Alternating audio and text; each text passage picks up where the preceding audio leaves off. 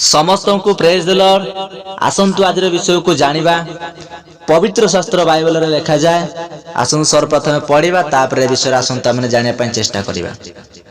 लिखा जाए जहन पुस्तक 15 तार 8 पद लिखा जाए, तुमे माने प्रचुर फल फलिले मोर पिता महिमान्वित हेबे, आउ तुमे माने मोर प्रकृत शिष्य हेबो।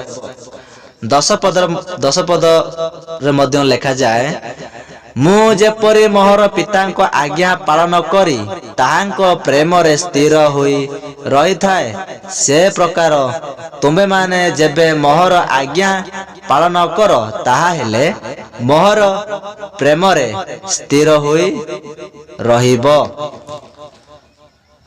तो सर्वप्रथमे मु प्रभु यीशु ख्रीष्ट को धन्यवाद दिए, कहीं तो पवित्र वाक्य लिखा जाए जे यीशु ख्रीष्ट को जे विश्वास करूअछि ताहांक ठारे लागिक रहिबा।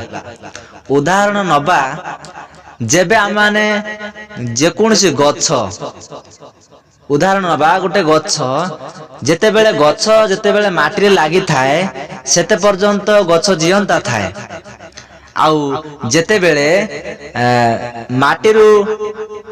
माटीरू जेतेबेले गछ को उपाड़ी दिया जाए से गछ कौन हो जाए, झाउली पड़े बा मरी जाए।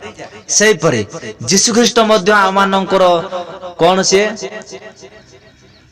होचंती आम मानकर जीवन, कारण सीए ताहांक ठारे आमे माने लागिक रहिले आमर जीवन कौन हेबो ना बंचिक रहिबो।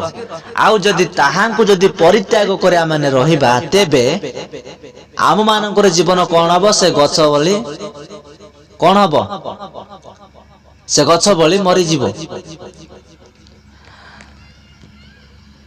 पवित्र शास्त्र बाइबल रे लिखा जाए जे मो ठारे रहे मु ताहा ठारे रहे।